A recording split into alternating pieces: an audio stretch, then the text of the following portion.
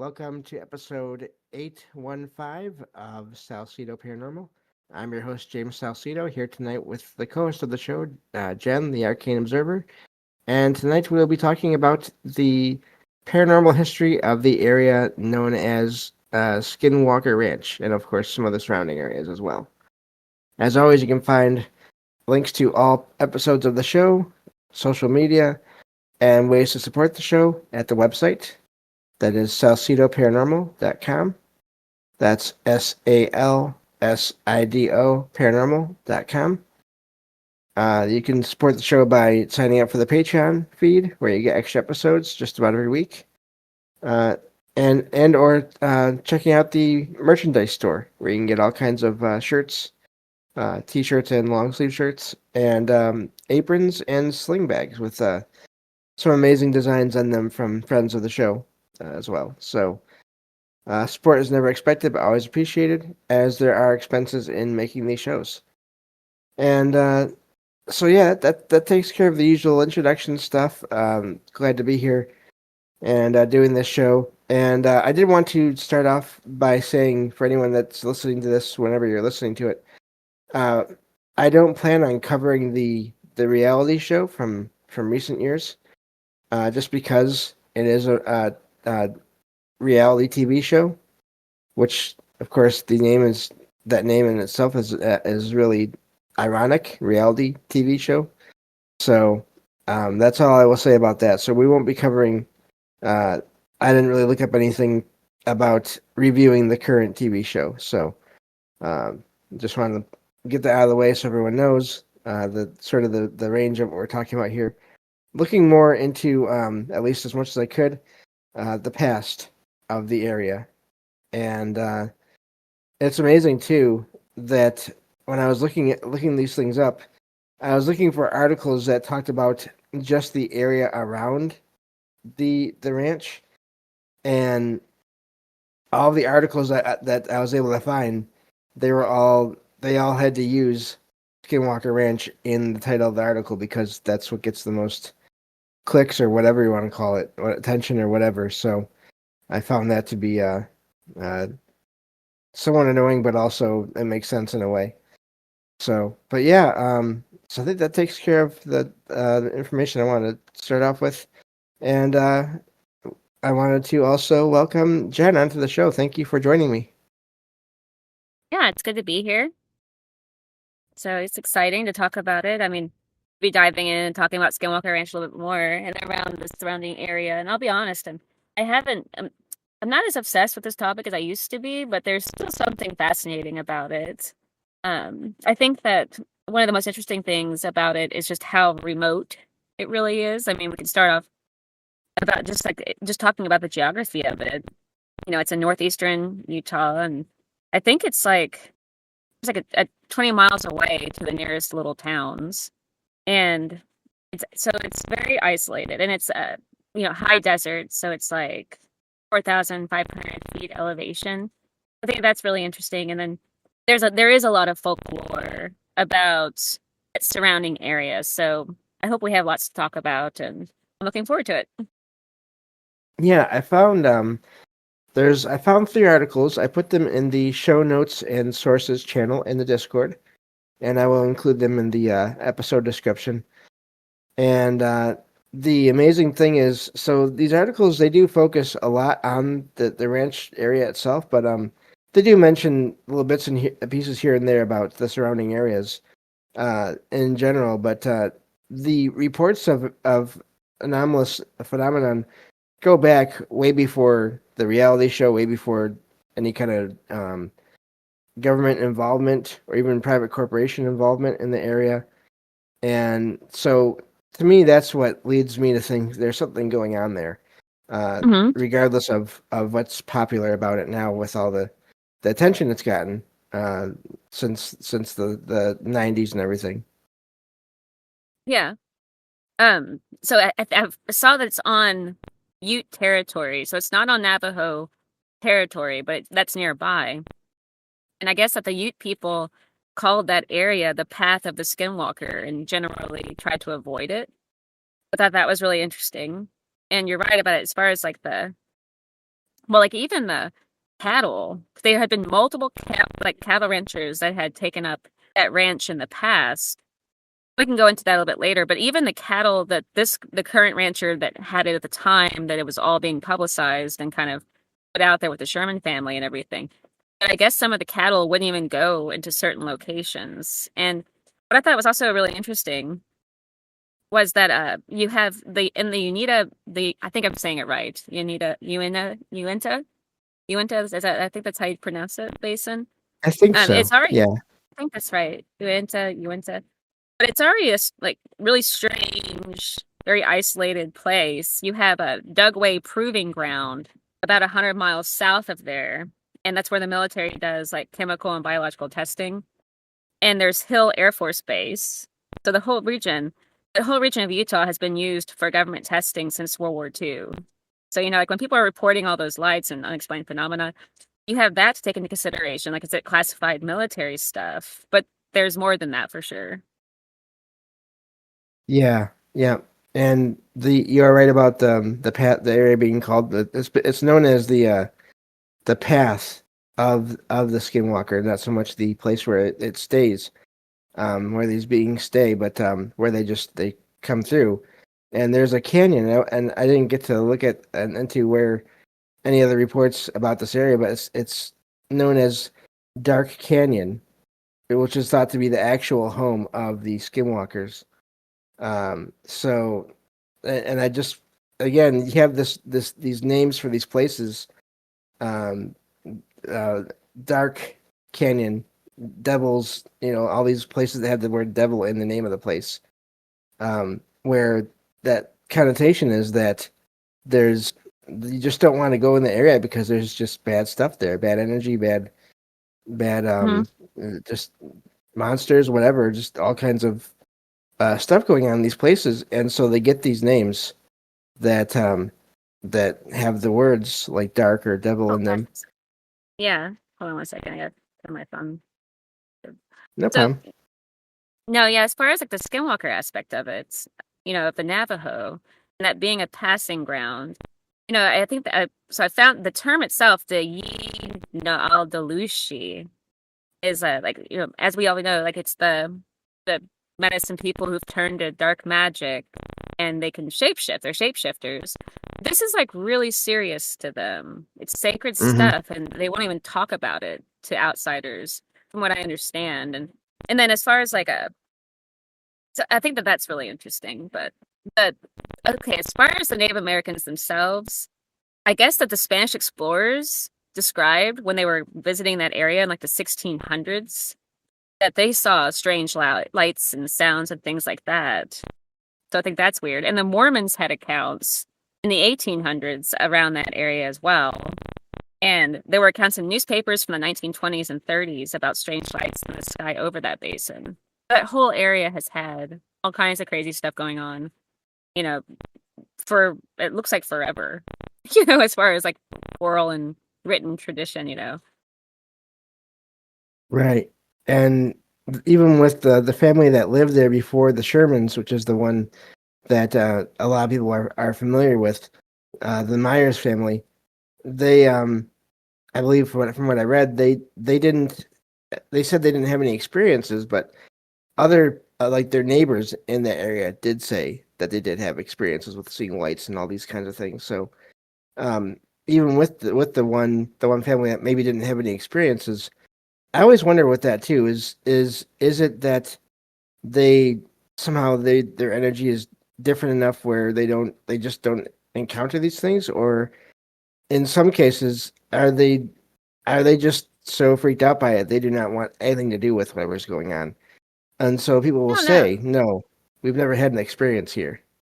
Yeah, because I mean, from the 1900s to the 1950s, that area went through various different ranchers that sold and moved on pretty quickly. Hmm.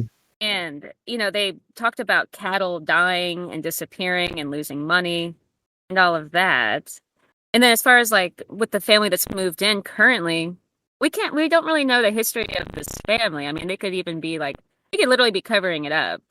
They could totally be Right. like a CIA family or something, like covering it up and not even real people. I mean, it truly is something worth considering.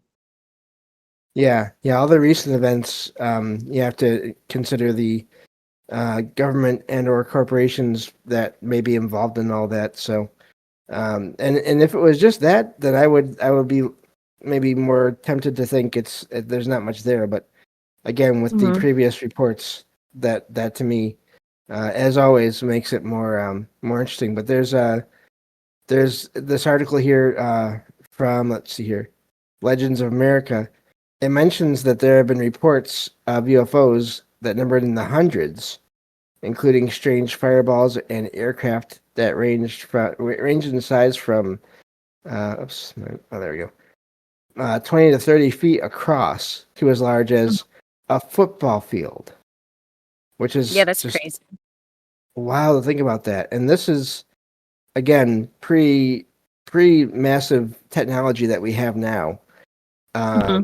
so as large as football field, they were described variously as having different shapes. So round, some oval, some cigar shaped, and some triangular. But also just orbs, just lights, where they didn't see Hmm. any kind of craft, but uh, green lights, or other colored lights. Also, some of the crafts had lights surrounding them in some cases, but others did not. They would have wavy red beams, according to this article, coming from them, and others appeared to shoot colored lights from their underbellies, so the other underside of the craft. And so by the 1970s, the Utah Highway Patrol, it says, got so many UFO calls that the troopers stopped filing or filling out incident reports. That's a lot of Right. reports for them to Yeah. stop doing that. Yeah, it's very suspicious, I think. And then like that modern story with the Sherman family, and that's a pseudonym. Guess the ranch itself, they purchased that so in 1994 for $200,000, and it's 512 acres of ranch land. That's a really good price, and I think it's kind of suspicious. And their account. So as far as thinking about what the family that moved in currently, or supposedly, however it goes, I haven't seen that reality show or anything either, which is good because I just wouldn't watch something like that anyway, most likely. But I mean, they could, like I said, they could be. I think it's suspicious that they've had no sort of accounts or anything like that. But because when the Sherman family, in quotes, like, I don't, because that's interesting. They even, of course, they would take a secret name, but they started having problems right away. They had their cattle were mutilated with surgical precision and stuff, and they had the organs removed, drained blood, all of that. So, and then we talked about the massive wolf that they saw, that was completely unaffected by being shot at even. And then the seeing of the UFOs regularly. So I think that it's just really bizarre that there would be some kind of decrease in activity, except that maybe there could be a cover up of some kind, you know. Right. Well, apparently the family that says they saw nothing is the one before the Shermans. So, because right Oh, that now was the selling ranch, it? yeah, the family before the Shermans got it. They were there and they said they didn't have any experiences. But according to these articles I found here, when the Shermans got there, and again, I didn't see in these articles where that they said the actual name, but it doesn't matter that much of Yeah. the family that got it after that. But yeah, the Shermans, when they got there, they found that all the windows had been like bolted shut, and um they had chains attached to the sides of the building, so that indicated that the family had set up or had dogs guarding Barricaded the themselves buildings. in or something. That's crazy. Yes. That is So, completely but crazy. yeah, so after the Shermans is when Bigelow came along and got the ranch for a while, and Yeah. then now the current owner is Brandon Fugel, who's a real estate. They're both real estate people as well, but he's more known for real estate and everything. But yeah, so it's not a family now, but there's just it's the place where this TV show is run, like I said. So Yeah, I haven't seen um, the TV show, yeah, and I mean, I've just read like some different stuff about it and everything, but I haven't watched any of the shows or anything like that. So, but like yeah, Harry Sherman, I remember the account that he was like a real rancher, and I guess had worked cattle his whole life. So he wasn't a UFO enthusiast or anything like that. He wasn't a paranormal investigator. And so I think that I really think that's interesting, but the poltergeist activity that he described, I always thought that that was really fascinating, that he talked about the strange sounds and the moving objects, and the feeling like he was being watched. That's so typical of paranormal experience, but this is beyond just paranormal experience, and then the way dogs acted that he described, and that they would huddle together, the cattle, like in certain parts of the property, refusing to graze and stuff. So I think that's really huge. But yeah, back to Robert Bigelow, like you were talking about. I mean, he's just this rich dude with the Bigelow Aerospace, I think. So anyway, go ahead. So I found the place on this one article I'm looking at here. So right after they moved in, one of one of the first events that happened to there regularly, they had the appearance of unnaturally large wolves on the land, and this has happened multiple times apparently. And not only were they unnaturally large, but wolves, it says, of any size, were not known to have settled in the area. Only rarely there would be a lone wolf that would wander through the area, and it'd be just extremely rare. But yeah, and then then it goes into the this case where we talked about earlier already, where they saw this massive wolf that they shot when it tried to pull one of the cattle through the fence, Yeah. and the first several bullets did not even do anything to it, and at one point, and I don't see this in the articles, but I've heard it before on shows, that a piece of its flesh seemed to come off, but there was no blood, there was no anything, no gore, no sign of damage, other than the fact that some piece of it seemed to come off, almost like a shadow in a way. Yeah. But even then, when that happened, this thing was just barely affected. Right. And so then eventually it just walked away. It didn't run away. It never appeared to be freaked out. It was just there, and then it was known it was called the bulletproof wolf for a while, which has become one of the most well-known accounts of experiences there. But it's also sort of one of the less intense experiences that apparently happened there to the family, Yeah. because that was at least it was appeared as a wolf. There were other events that happened there that they just had no idea how to describe them to begin with. Yeah. So, I mean, the fact that, it'd be running and they'd shoot it and it was like nothing had happened, basically just like this massive, completely bulletproof wolf, not a normal wolf, I mean, and it was the size of it that they described. They really emphasized how big this wolf was and that it had like almost a human-like intelligence in its eyes. They really Mhm. emphasized that in the account I remember hearing. And it is really weird as far as the animals looking wrong.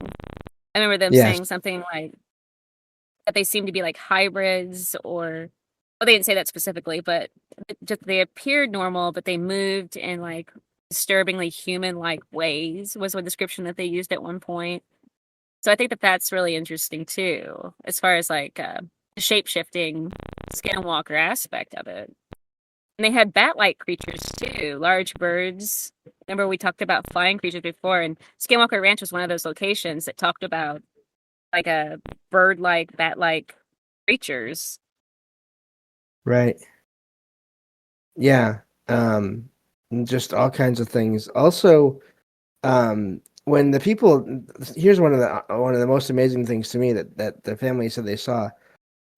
They saw these orange structures in the air, in the sky, in the western sky, and the family said Yeah. they saw these, and in some of those cases they could see, I believe it was there was daylight in this orange space, and or the orange construction, even though it was nighttime, in some of these cases. So you're talking almost there.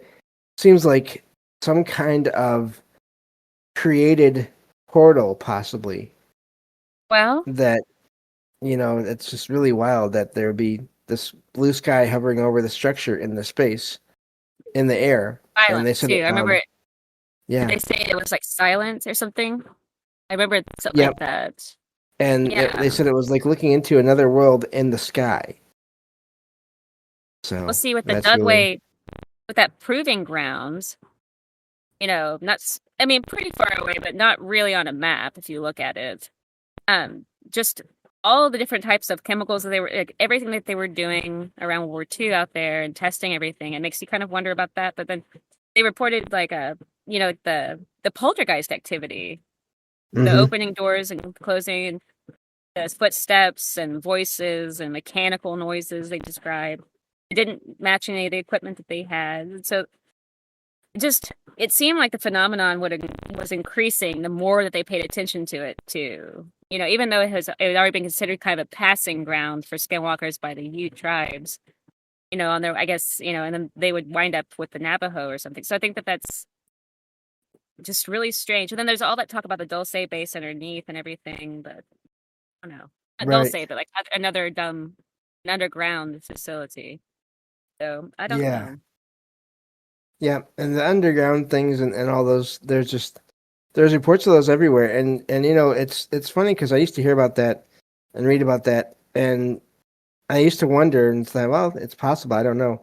But every once in a while, if you listen to enough shows about paranormal experiences or odd experiences, someone Hmm. will come on to a show to share their experiences, and they'll say, "Yeah, I worked in the military, in some branch of the military, and we were sent to a place to move supplies or whatever." Hmm. And they would say that they didn't know where it was, and they weren't told where it was.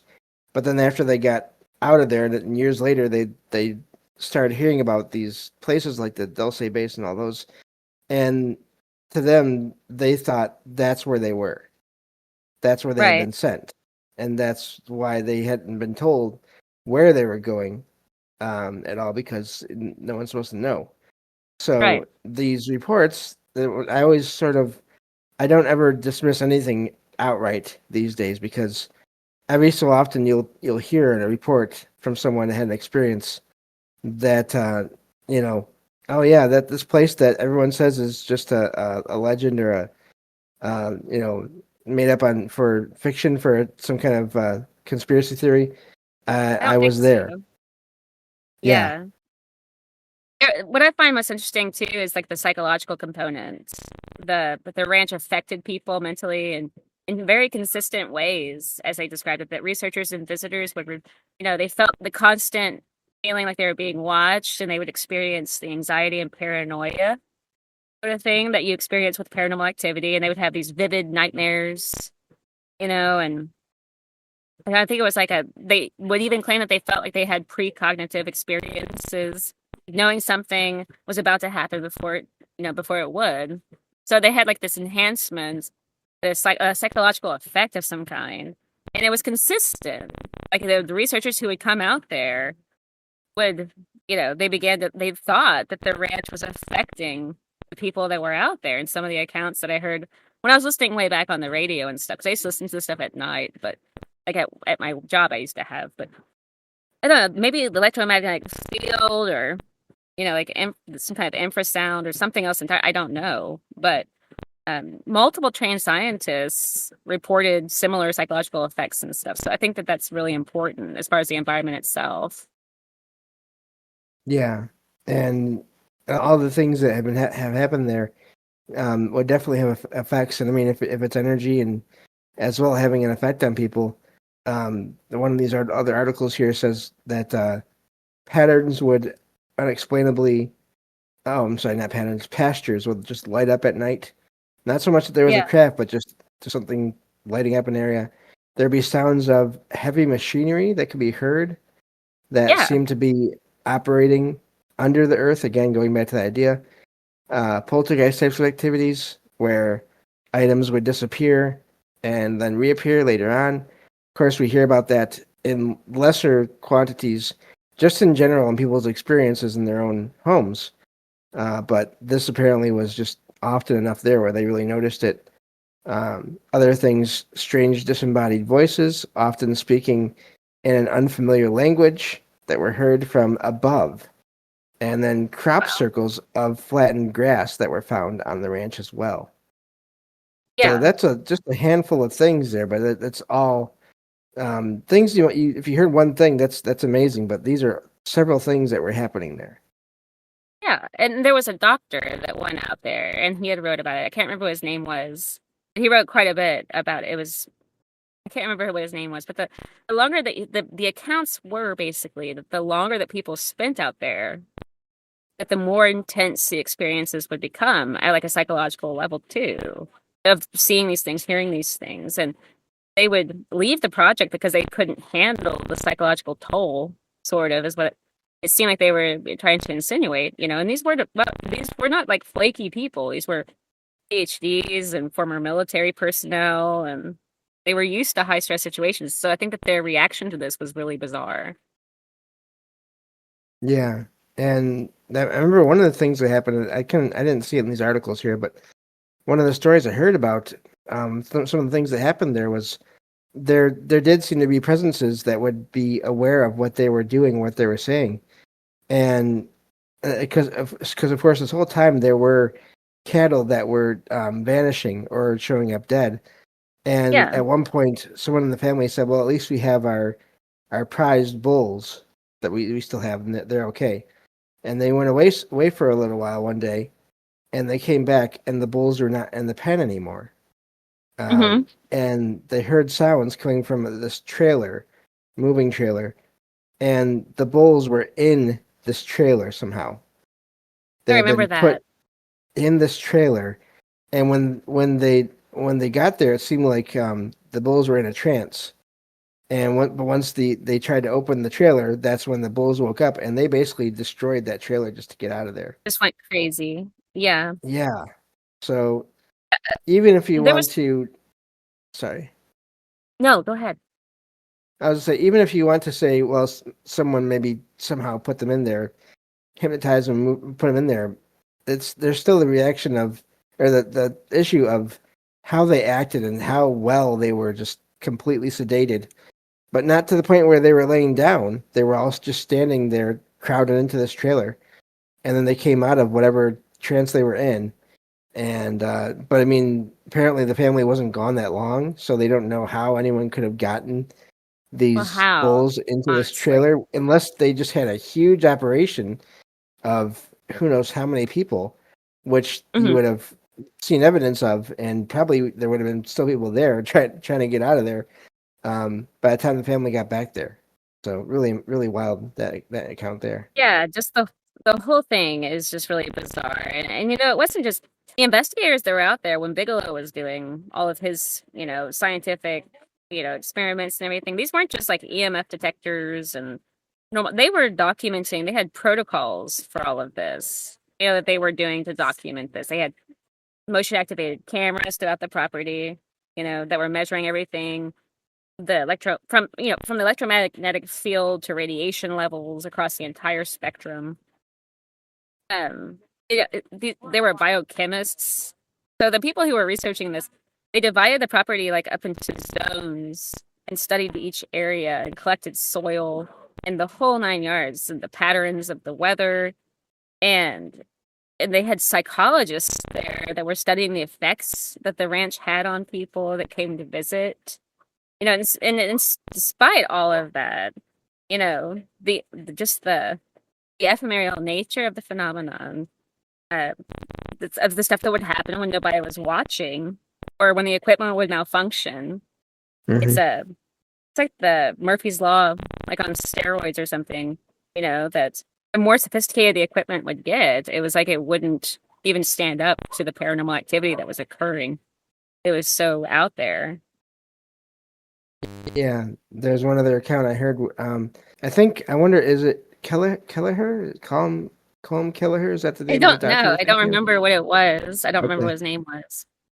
He was a scientist of some kind, I believe. But I know at some point, I believe this was during the Bigelow years, they had cameras that would just go down, and they would go down in weird ways where there'd be other cameras watching the cameras that would go down, and the footage would just blip, and then you would see that the camera that it was looking at had gone down and been physically moved, and or the cables or the wires going to it had been cut Yeah. somehow.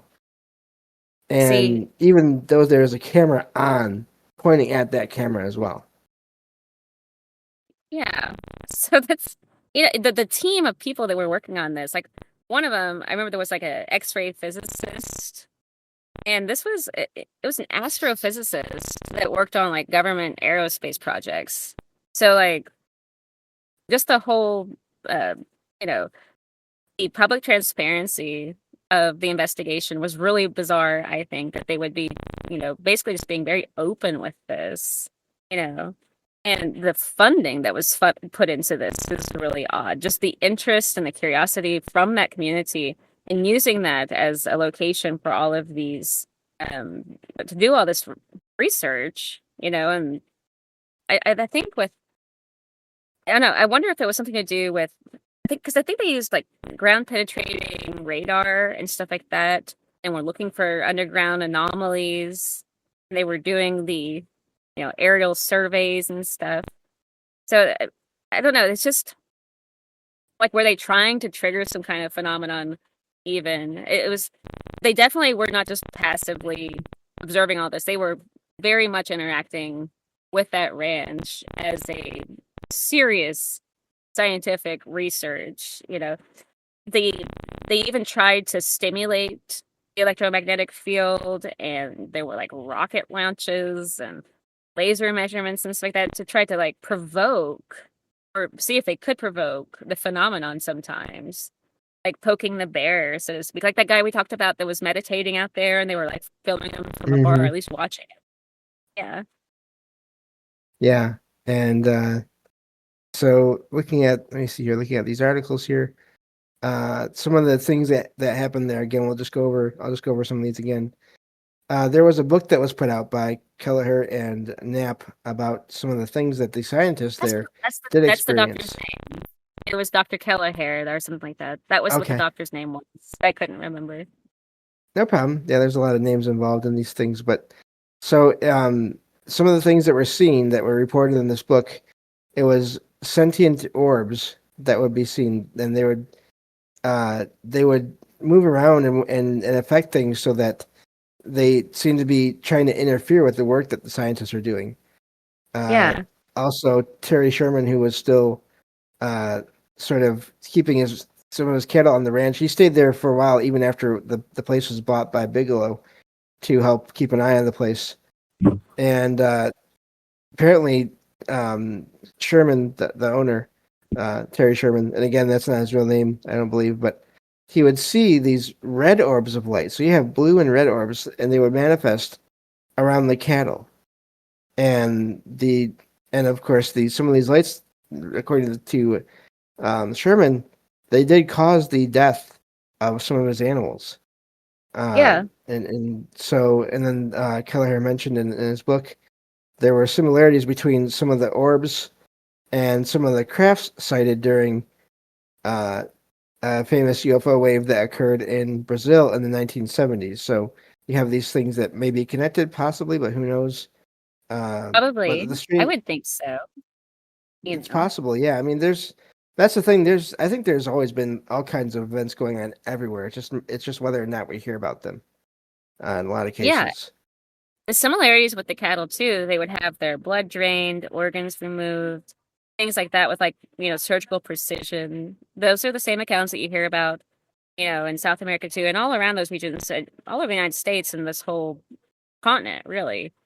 But even the government's, I think the government's interest is really fascinating. Like the Pentagon's Advanced Aerospace Threat Identification Program that was up there, that was set up, using taxpayer money to investigate that stuff, you know? So, I mean, I think that the classified military project angle or using, testing electromagnetic weapons and stuff, I think that the government it was studying it for its own reasons too. I mean, it Hmm. does seem like that to me. Yeah. And they would have like I remember they had like spikes and electromagnetic spikes that would correlate with the visual phenomenon.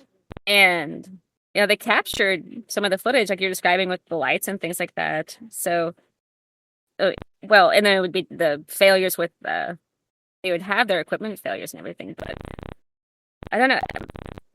They haven't really captured. I don't think that they captured anything that really definitively proved paranormal activity, but they were documenting this so seriously. Even with the Pentagon. You know, Right. And I've heard on different shows the people that have gone there to check the place out, they had anomalous events happen to them, experiences happen to them, not just on the property, but after they left, which is yeah, another just wild thing because does that mean some of the energy from the place sort of attached to them and cause paranormal events to happen around them? Or was it more than that? Was it actual some kind of consciousness that also followed them? I don't know. But Ricky in the chat brings up, will we ever know everything that Bigelow and his team found out? And I don't know. I wouldn't be surprised if we don't, especially if there's the government involved. But also, that's a big thing with the current owners. There's a lot of yeah, controversy about that with them, and what they've released and what they haven't released. And so who knows what else is going on there? But also now you have to factor in the money making aspect of what's going on now yes. with the TV show. Well, but see, And that makes money for more investigation of if they are still funding that. You know what I mean? If there's still something right, going on where the sheer number of credible witnesses of scientists and former military personnel and experienced ranchers, reporting all the things with the cattle. So, I mean, the government's interest is evidence in a way that the phenomenon is real enough to warrant, at least an official investigation into it, I think. And yeah, but I think that why would the Pentagon spend money studying it? And then you have the going all the way back to the 1600s with the Spaniards and on with the Mormon pioneers and then the different tribes that described it. And I think that there's definitely something huge going on there. Even Bigelow himself, having all of that money, having an interest already in UFOs and everything else when he took up the interest in the property, is just so. I mean, it's definitely something going on as far as a natural phenomenon or some type of entities, or it is literally just the skinwalkers. I know in some regard, just shamans who've turned to dark magic in some way that are. But it has to be. I think it has to do a lot with the geography. Something about that. yeah. I mean, we've talked before about how what causes events anywhere is a lot of the minerals in the ground, a lot of the energy moving through the air and the area because of storms or whatever else. Just yeah, all these things. And I think Yeah. this is going to be a good lead into, I believe it's our next topic, which is it's sort of just that. How much do governments and corporations know about paranormal phenomenon, and how much do they influence them? Are there operations to try to suppress it in some areas, but then also maybe use it or catalog it and maybe make it Right. happen to find out more about it in other areas. And That's maybe kind of that's what I what, think. yeah. Yeah. So I I mean, think if the that's a events good, were truly, sorry, go ahead. yeah. Oh, no, I was just saying, Just I think that'll be a good thing to go to next time. But yeah, go ahead. Sorry. no, I think yeah, it's a wonderful way to lead into that, and like just if it is truly paranormal, it might not follow the rules of conventional physics, and making it so it'd make it very difficult to study anyway with traditional scientific methods.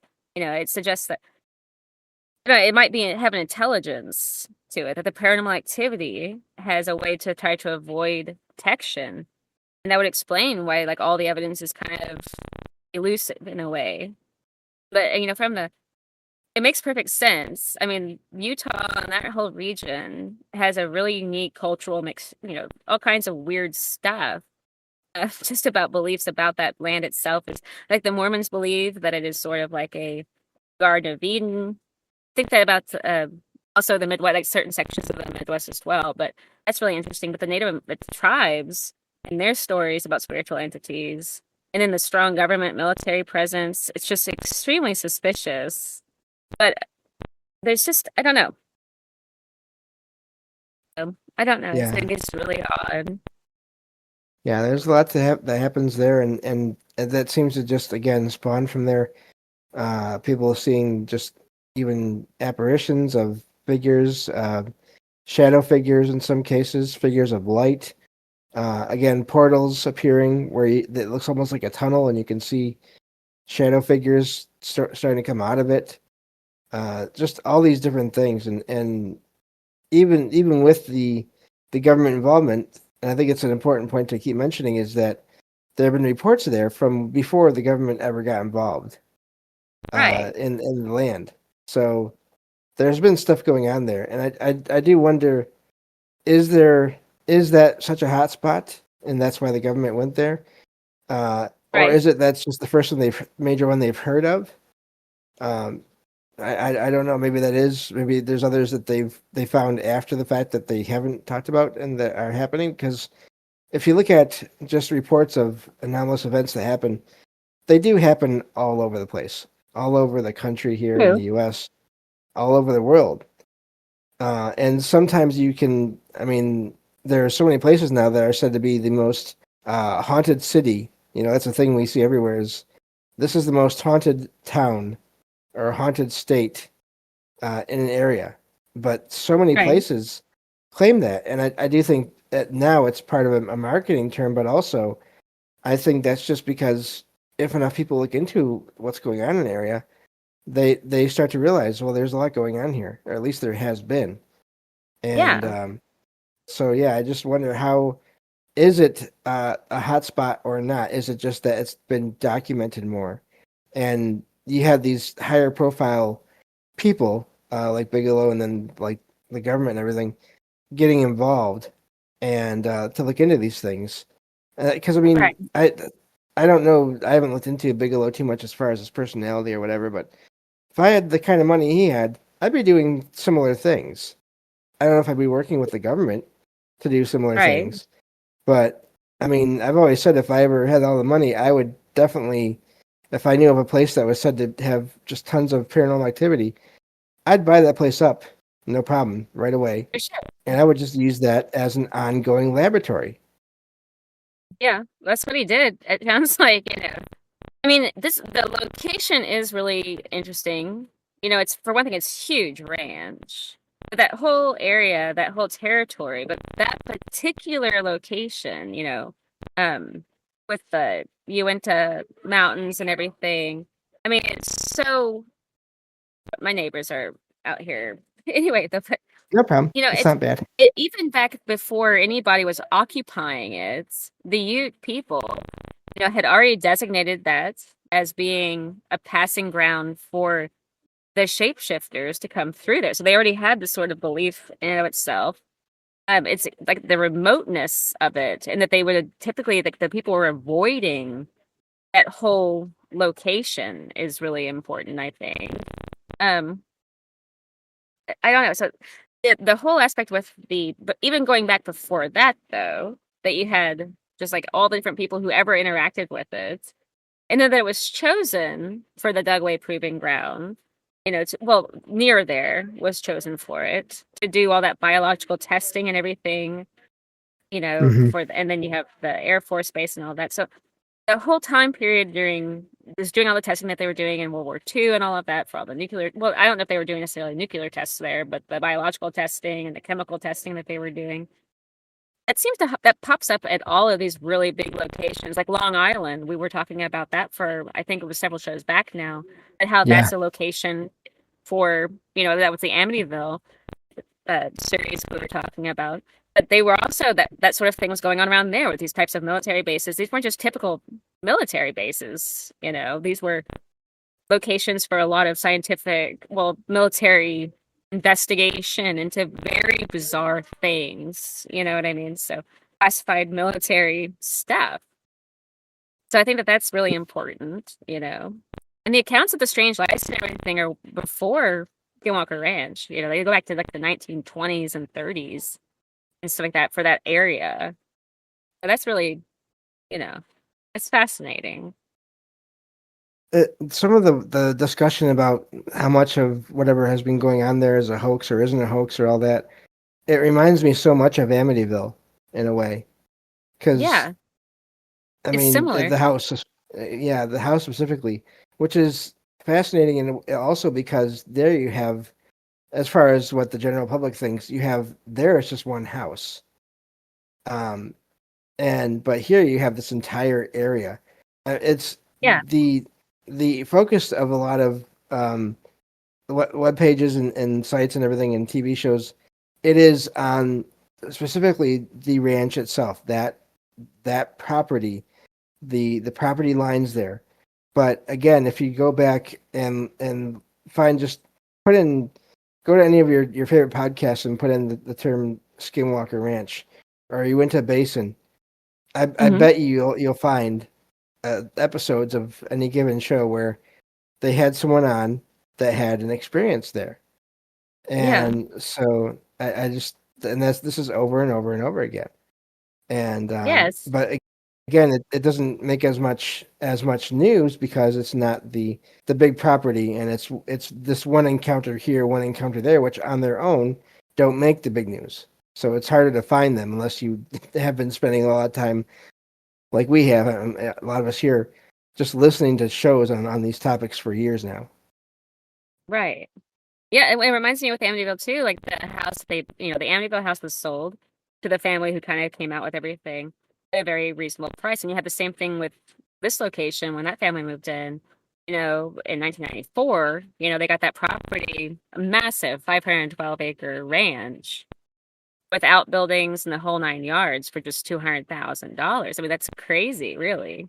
And immediately the activity begins with them with the Skinwalker Ranch, but with Amityville too. I mean, they were there. They weren't there long before they started Yeah, having all these bizarre experiences with the poltergeist and the hearing voices. It's identical in some regards, and the same thing kind of mixed in with the Native American cultural stuff that they were talking about as far as like the folklore and everything in both locations, but also there's the military aspect of it too, because Amityville is very close to where all of the like the Montauk Project and all of that, and many of the different psychological hospital, like the hospitals that they hmm had there for doing all the research that they were doing. So, and then you have the I can't remember which one it, but anyway, off of the land itself, out into the ocean, the accounts of that there's that gorge there. So there's all this natural phenomenon, or I'm not natural phenomenon, but there's this I guess, a predisposition, it seems, with the actual geography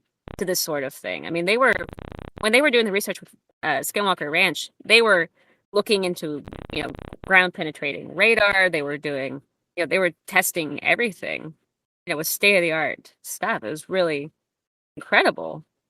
Like I said, taking soil samples and stuff like that. So it's just really very bizarre. And I mean, with Bigelow himself, he had made a fortune in real estate. And then he had founded, Bigelow Aerospace. I mean, I think that he was working on all kinds of other weird stuff too, but the fact that he even became interested in that location is really bizarre, you know.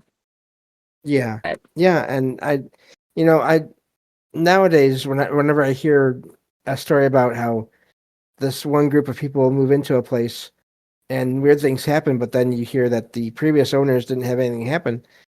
I Mhm. Then so many people say that proves that it's a hoax. I don't think so because everyone has their own energy and their own awareness or sensitivity to things, well, to I other also think they could be energies, covering and it up. so There's always that that's possibility that they are true. not. Yeah, it's very true. Yes, I mean, that could be brought up by there have been accounts of whole towns that are occupied by government workers. They're just there working while they're working on not, like some kind of spy program or anything weird like that, but just literally working on something that's a, secret program. And so there's right. like whole towns that will so it's not out of the spectrum to think that there could be families that are now I don't they deserve their anonymity. But all the Oh yeah, same, I mean, they probably are living under pseudonyms anyway. I mean, there's a possibility if that was the case, that would be the case.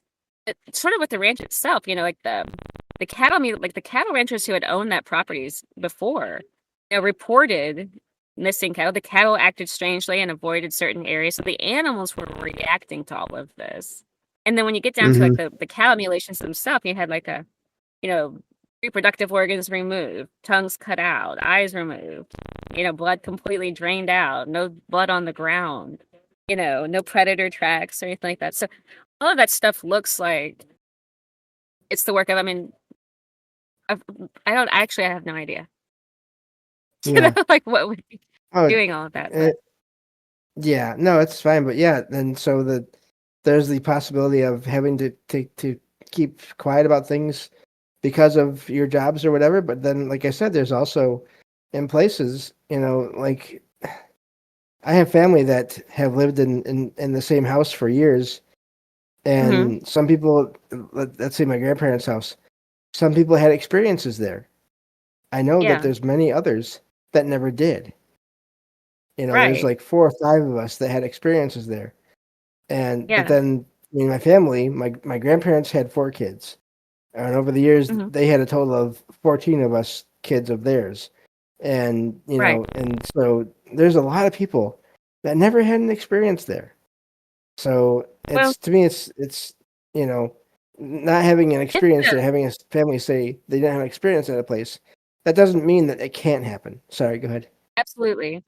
Because if we are saying that the paranormal activity or whatever is causing it has a type of intelligence to it, it could be elusive to Mm-hmm. certain people, or time wouldn't matter to it. It may take off, not have any activity for a decade or something, even though the location is predisposed to it. So, none of that really has to be it doesn't even have to be a cover up for all of that to be true, or for people not to have experiences at a location where others have had a lot of experience. Like, just because one family had like cows, having these cattle mutilations and things like that, and it suddenly stops. It doesn't mean that that also did not happen. Just as it means that it doesn't necessarily mean that the people who are currently living there are not having experiences. So you're absolutely right. It could go. Both can be true at the same time, and so yeah. Yeah. Yep. I do wonder. Also, there's another. So I had a. So we're gonna be doing that show on government and corporations in relation to the paranormal. I've had a couple of people over the years also say we should do a show on Fae or little folk around the world. So I think we should do Okay. that at some point too. I add that to the Yeah, I'd list like of that. shows to do. That'd Yeah, be fun. you're one of the first people I ever heard talking about those subjects on shows, and so I'm looking forward to covering that with you sometime because I know you've It's done one of some my research into favorite that yourself. things. Yeah, Yeah, it's one of and my I favorite mean things that to could talk. explain a lot of things too, in a lot of places. Oh yeah, the phenomenon of like just the one thing that stands out, like metal objects becoming magnetized and then or Hmm. demagnetized for no reason, or like electronic devices turning on and off. It's not just paranormal activity. That's the electromagnetic field itself being affected. You know, so the magnetic anomalies remind me of a lot of the stuff you hear about with the Fae folk, like brand new batteries being drained within minutes and compasses. Not being able Hmm. to find direction.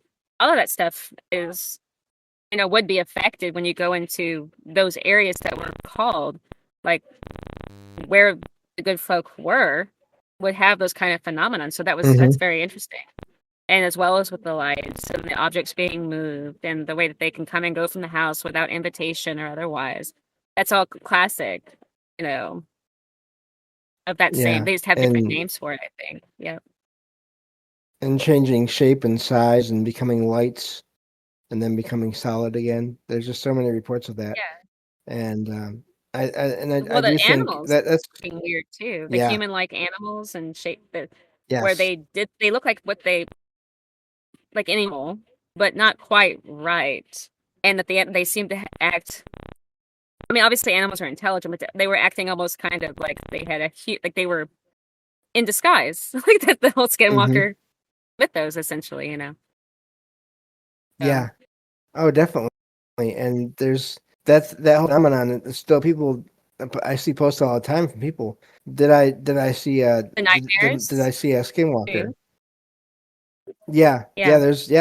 yep, yeah. I mean, there's a lot of things that that's why I love doing these shows and covering these things, because so often people, because of their own experiences or what they've heard or read, they they think that whatever happened to them is because of this one thing, but Hmm. not everyone again looks into all these things all the time, like some people Right. do, and so they have no idea that, well, it could be a ghost or a spirit, but it could also be a little person, or it could be an alien, or there's just all these crossovers between Yes.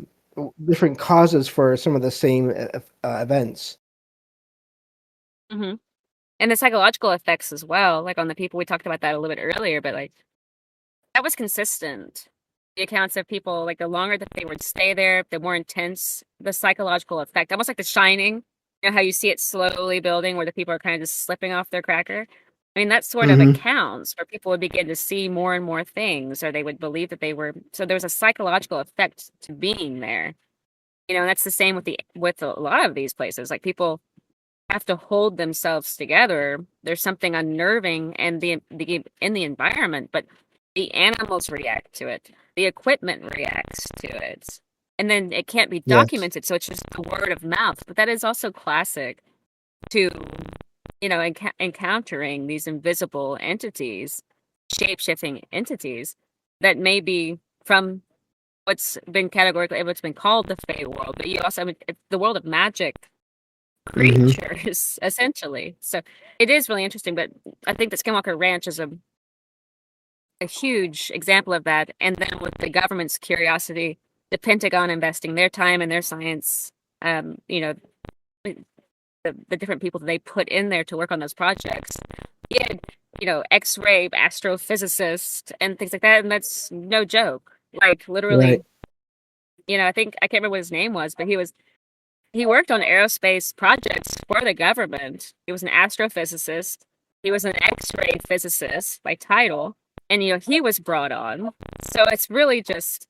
I have to check on my dogs real quick. 1 second. No problem. But yeah, I forget who it was, but there was uh one of the scientists that worked there.